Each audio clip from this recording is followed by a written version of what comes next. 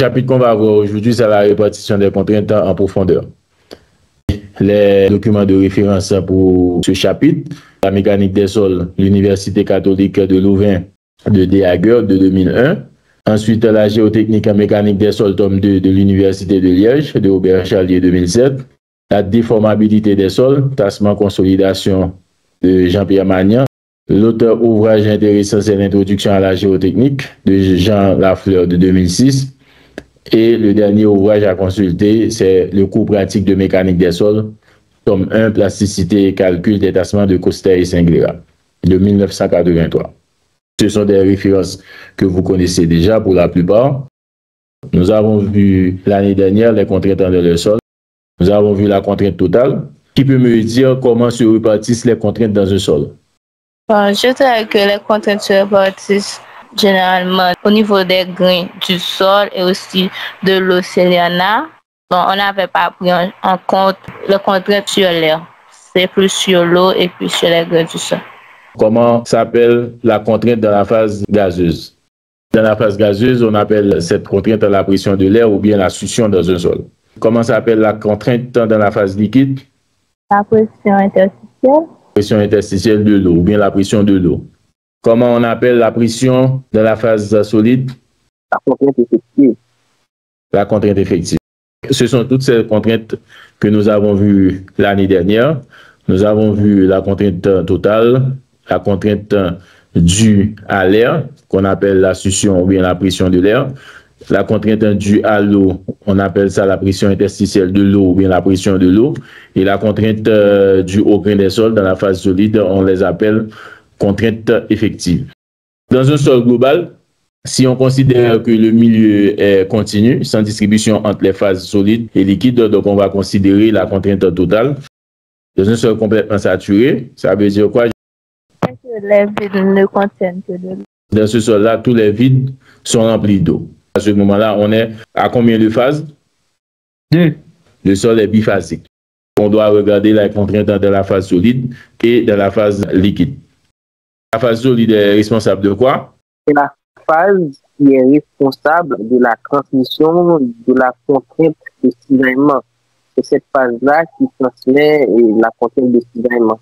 Parce que ce sont les grains de sol qui supportent cette résistance au cisaillement. Au cours précédent, nous avons vu également que cette phase solide est responsable de la déformation. C'est pour cela que nous devons utiliser les paramètres effectifs pour pouvoir déterminer que ce soit les déformations et que ce soit les résistances au cisaillement d'un sol. Maintenant, pour la phase liquide est responsable de quoi? On a toujours tendance à faire échapper l'eau.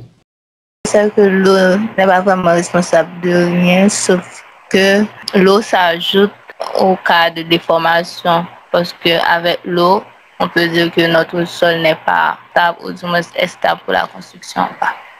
Pour l'expulsion de l'eau.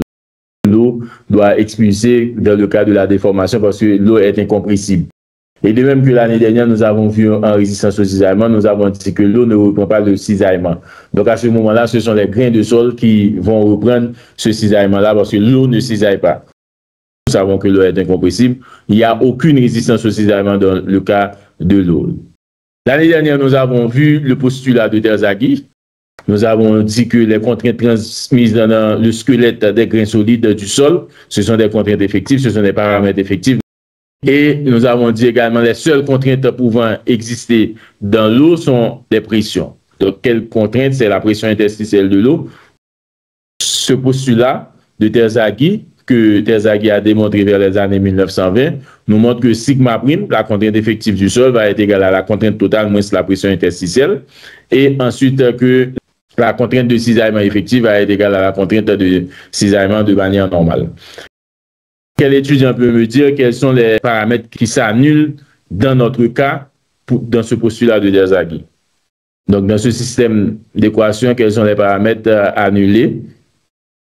La pression de l'air. Dans ce système d'équation de Terzaghi, sigma prime égale à sigma moins U, taux prime égale à taux.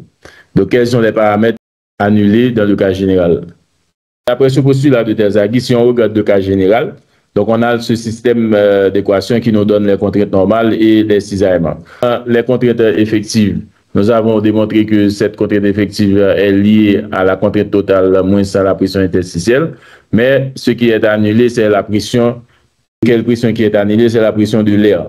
Et de même que ici, nous avons démontré pour arriver à cette contrainte de cisaillement qu'il y a le cisaillement uniquement dans le cas du sol. Il n'y a pas de cisaillement dans l'eau, il n'y a pas de cisaillement dans l'air. Donc, ces deux paramètres sont annulés. Donc, dans ce système d'équation, nous avons trois grands paramètres qui s'annulent. La pression de l'air, le cisaillement dans l'eau et le cisaillement dans l'air. En termes de remarque, lorsqu'on a un sol sec, c'est que la contrainte effective est égale à la contrainte totale. Qui peut me dire pourquoi? Parce que la pression interstitielle est nulle. Parce que la pression interstitielle est nulle. À ce moment-là, il n'y a pas d'eau dans le sol, donc la contrainte effective est égale à la contrainte totale. On a dit que les contraintes sont calculées en prenant pour origine des pressions, la pression atmosphérique. À la pression atmosphérique, qu'est-ce que nous avons? Qu'est-ce que nous avons dit?